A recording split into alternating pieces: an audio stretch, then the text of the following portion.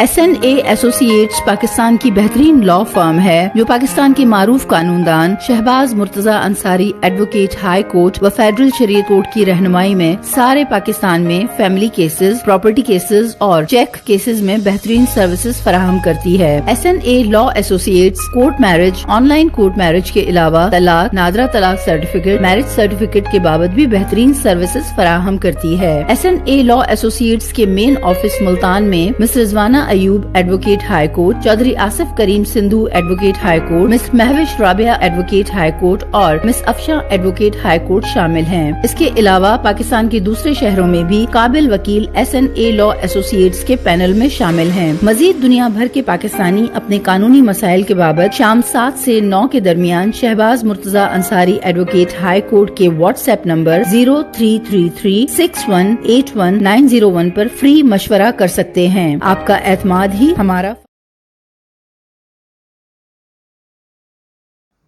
बहुत बड़ा अस्सलाम वालेकुम। Shahbaz Murtaza Ansari advocate high court of federal शरीयत कोर्ट मुल्तान पाकिस्तान से आपसे मुखातिब हूँ।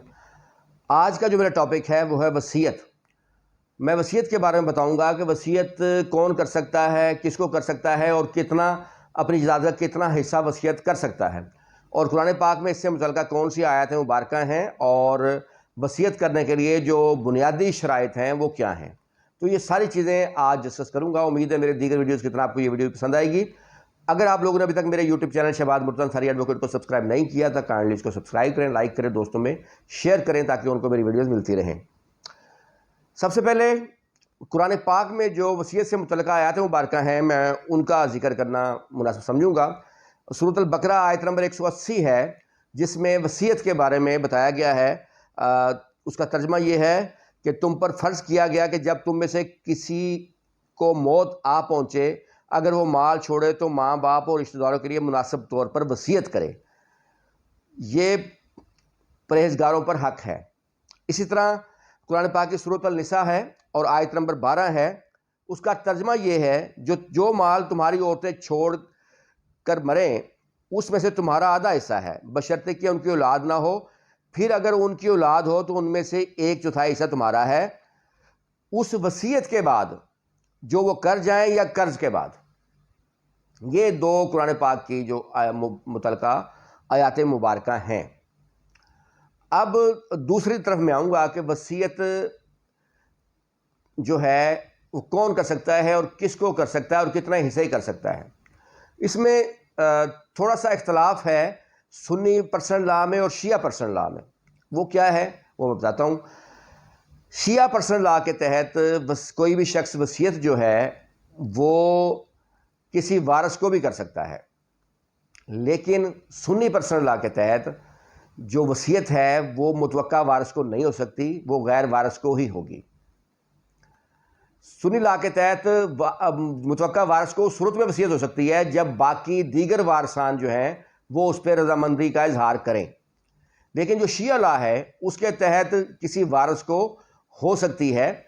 और दूसरी बात यह है कि वसीयत जो है वो हर शख्स का 1/3 का मालिक अल मुतलक होता है, हर शख्स, और जिसकी वो वसीयत कर सकता है। ये दोनों में ही कॉमन है। शिया लॉ के तहत भी 1/3 हिस्सा ही है और सुन्नी लॉ के तहत भी 1/3 हिस्सा है। लेकिन शिया लॉ में ये है कि कोई भी शख्स जो है वो वसीयत कर सकता है 1/3 हिस्से की, अपने वारिस को भी कर सकता है, लेकिन अगर वो 1/3 से ज़ायद की करेगा तब दीगर वारसान जो होंगे उनकी रजामंदी ज़रूरी होगी।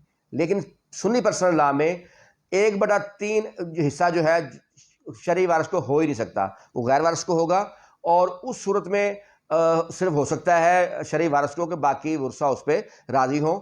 और इस पर सुप्रीम कोर्ट की जजमेंट है 1999 SCMR पेज 971 है। तो इसमें भी उन्होंने यही करार दिया कि जो किसी वारिस को वसीयत उस सूरत में हो सकती है जब दीगर तमाम वारिस जो हैं उस पर एग्री हों। एक तो ये डिफरेंस है। दूसरा एक और डिफरेंस भी है। शिया लॉ के तहत जिसके हक में वसीयत की है मालिक जदाद ने, अगर उसकी डेथ हो जाती है उसकी ज़िंदगी में, यानी कि जिसके हक में मालिक जदाद ने जिसके हक में वसीयत की है, तो वो जिसके हक में वसीयत की जाती है वो मालिक जदाद की ज़िंदगी में फौत हो जाता है, तो फिर वो वसीयत जो है उसके वारसान में मुंतकिल हो जाएगी। लेकिन सुन्नी लॉ के तहत अगर وصیت جس کے حق میں کی گئی ہے وہ مالک کی وصیت کرنے والے کی زندگی میں وفات پا جاتا ہے تو پھر وہ وارثان میں منتقل نہیں ہوگی بلکہ وصیت جو ہے وہ ختم ہو جائے گی. تو یہ دو بنیادی ڈفرینسز پائے جاتے ہیں. لیکن ایک چیز ہے میں بتانا چاہوں گا کہ پاکستانی جو قانون ہے اس کے تحت ہر شخص، کیونکہ ہمارا جو ہر شخص سنی تصور ہوگا جب تک کہ اس کے اگینسٹ ثابت نہ کر دیا جائے. یعنی اگر کوئی بندہ کہتا ہے کہ میں اہل تشیع ہوں تو اس کو اہل تشیع ثابت کرنا پڑے گا یا دیگر مسلک ثابت کرنا پڑے گا، تب اس کو عدالت جو ہے وہ تسلیم کرے گی. تو اب ایک اور چیز کہ جو وصیت کرنے والا شخص ہے اس کے لیے کیا ضروری ہے کہ اس کی قابلیت وصیت کے لیے کیسے ہو سکتی ہے. اس کا جواب محمد النام میں دفعہ 115 میں دیا گیا ہے کہ ہر ایک تو وہ شخص مسلمان ہونا ضروری ہے، دوسرا صحیح العقل ہو، تیسرا بالغ ہو اور جائیداد کا مالک ہو جس کی وصیت کر جاتا ہے. یہ چار چیزیں ہیں، یعنی وہ مسلمان ہو، کسی جائیداد کا مالک ہو، صحیح العقل ہو اور بالغ ہو. اور میجورٹی اور بالغ پاکستان میں بالغ کتنی عمر کا تصور ہوگا تو میجورٹی ایکٹ ہمارا جو ہے اس کی دفعہ 3 کے تحت 18 سال کی عمر کا جو شخص ہے وہ بالغ تصور ہوگا. وصیت جو ہے وہ زبانی بھی ہو سکتی ہے اور تحریری بھی ہو سکتی ہے، لیکن اس کے لیے کم از کم 2 گواہان کا ہونا ضروری ہے. اور ایک اور بات اس میں یہ ہے کہ جو وصیت ہے اگر زبانی کا موقف ہوگا تو اس کے لیے انتہائی مضبوط شہادت کی ضرورت ہے.